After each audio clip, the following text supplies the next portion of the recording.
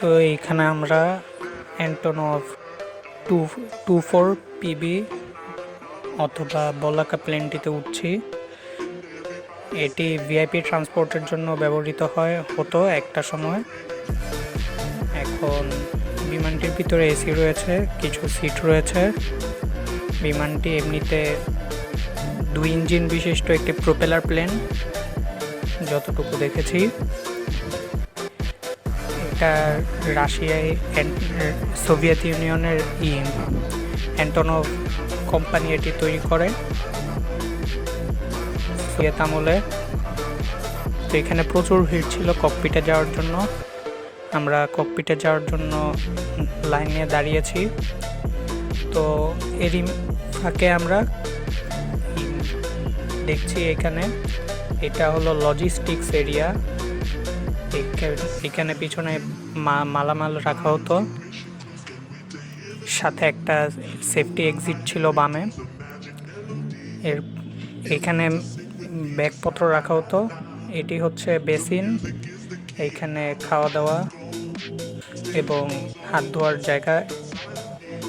এই সাইডে খাবার রাখা হতো, খাবার সার্ভ করাও হতো এখানে। তো এখন আমরা আস্তে আস্তে ককপিটের দিক এগোচ্ছি। এখানে আরেকটা সেফটি এক্সিট। তো এখন আমরা ককপিটের ভিতরে। এখানে দেখতেই পাচ্ছেন কয়েকটা জিনিস কিন্তু রাশিয়ান ভাষায় লেখা। আর এটা হচ্ছে বিমানটির ককপিটটা মোটামুটি সুন্দর, বাট একটু চাপানো ছিল, ঢুকতে অসুবিধা হচ্ছিল। মোটামুটি ফ্রেশ কন্ডিশনেই আছে এখনও। এই প্লেনটি হচ্ছে ফুগা CM-170 ম্যাজিস্টার। এটা একটা ফ্রেঞ্চ কোম্পানি বানিয়েছে।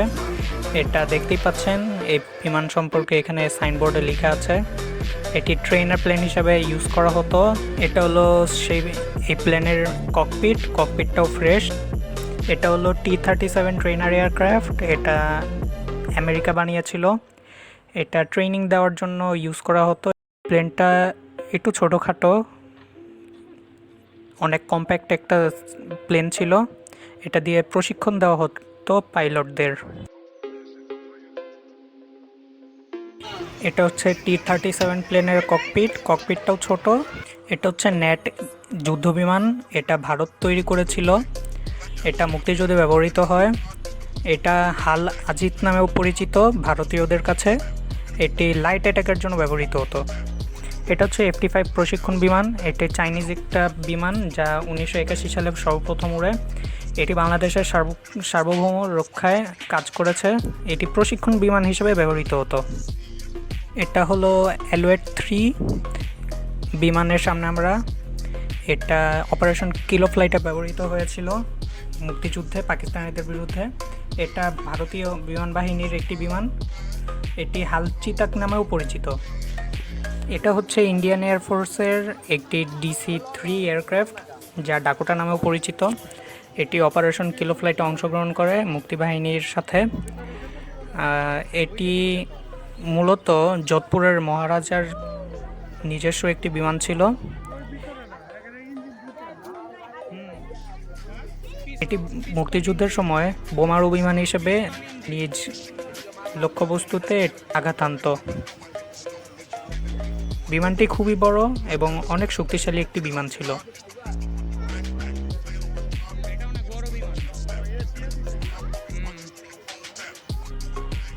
এখন আমরা উঠছি DC-3 এয়ারক্রাফটে। এটাকে ডাকোটা এয়ারক্রাফটও বলা হয়, কিংবা C-47ও বলা হয়। এটি মূলত একটি ট্রান্সপোর্ট এয়ারক্রাফট, বাট এটি মুক্তিযুদ্ধে অপারেশন কিলো ফ্লাইটের সময় এটি ব্যবহৃত হয় বোমারু বিমান হিসেবে। এটি প্রায় 5000 পাউন্ডের সমরাস্ত্র বহন করতে পারত। এটি একটু বড়সড় বিমান ছিল, বাট এটা উঠতে একটু অসুবিধা হয়, কারণ বিমানটির সামনের সাইডটা অনেক উঁচা। এটি 2 ইঞ্জিন বিশিষ্ট একটি প্রোপেলার এয়ারক্রাফট। এটা একসময় যোধপুরের মহারাজার বিমান ছিল। তো এখন আমরা ককপিটের দিকে যাচ্ছি। বিমানটি এখনও ফ্রেশ কন্ডিশনে আছে, তেমন কোনো ক্ষয়ক্ষতি নেই। এখানেও ককপিটে যাওয়ার জন্য অনেক বড় একটা সিরিয়াল। এখন এই সিরিয়ালকে পার হয়ে আমাদের যেতে হবে। এখন আমরা বসবো DC-3 এয়ারক্রাফটের ককপিটে। এটি একটু চাপানো ছিল, বাট বসার পর তেমন একটা অসুবিধা হয়নি। ককপিটটা এখনও সংরক্ষিত ছিল ভালোভাবে।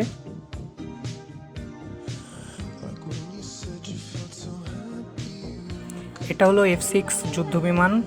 এটি চায়না তৈরি করে।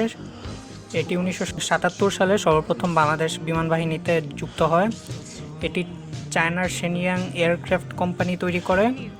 বিমানটি বাংলাদেশের সার্বভৌম রক্ষায় নিয়োজিত ছিল একটি সময়। এটি বিশ্বযুদ্ধ 2 এর বিধ্বস্ত একটি বিমানের দুটি প্রোপেলার এখানে রাখা হয়েছে। এখানে কিছু রাডার রাখা হয়েছে, এগুলো এক সময় কাজ করতো বিভিন্ন এয়ারবেসে। অনেক বড় বড় রাডার ছিল তুলনামূলকভাবে। এটি হলো MiG-21 এয়ারক্রাফট, বাংলাদেশ বিমান বাহিনীর কিংবদন্তি একটি বিমান। এটি হচ্ছে MiG-21 UN যুদ্ধ বিমান। এটি ডাবল সিটার ভ্যারিয়েন্ট ছিল MiG-21 এর। এটি দিয়ে প্রশিক্ষণ দেওয়া যেত। এটা MiG-21 এর ককপিটটা একটু চাপানো ছিল, আর তুলনামূলকভাবে ককপিটটা অন্যান্য বিমানের তুলনায় একটু অসংরক্ষিত ছিল, যা আমার কাছে মোটেও ভালো লাগেনি এত ভালো একটি বিমানের জন্য। এটা হলো A5 যুদ্ধ বিমান। এটি গ্রাউন্ড অ্যাটাকের জন্য ব্যবহৃত হতো। এটি আমার খুবই পছন্দের একটি বিমান, এটি আমার অনেক ভালো লাগে। বিমানটা ডেজার্ট ক্যামোতে আছে, দেখতেই পাচ্ছেন। এটি লাইট অ্যাটাক কিংবা সাপোর্ট মিশনে এটা স্ট্রাইক এয়ারক্রাফট হিসেবে ইউজ করা হতো।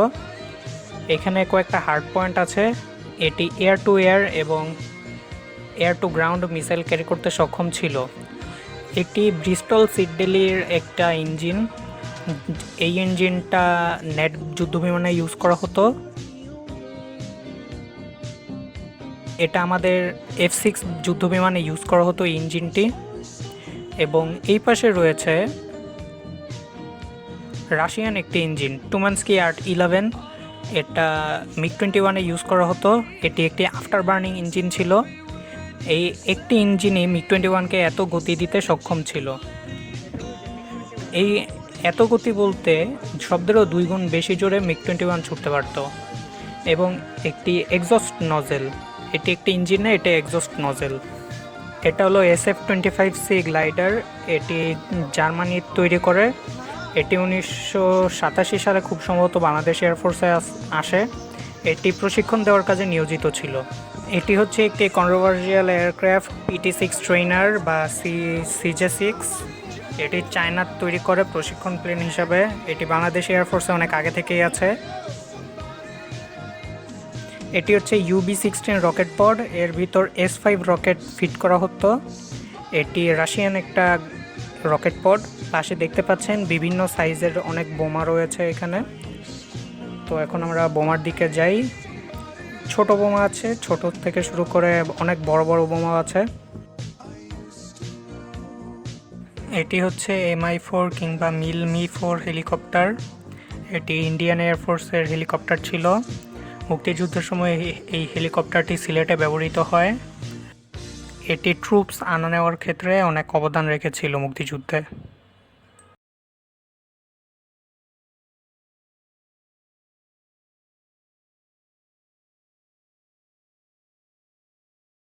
এটি হচ্ছে Mi-8 বা Mi-8 হেলিকপ্টার। এটাও ইউটিলিটি হেলিকপ্টার। এটি বাংলাদেশ এয়ারফোর্সের একটি হেলিকপ্টার ছিল।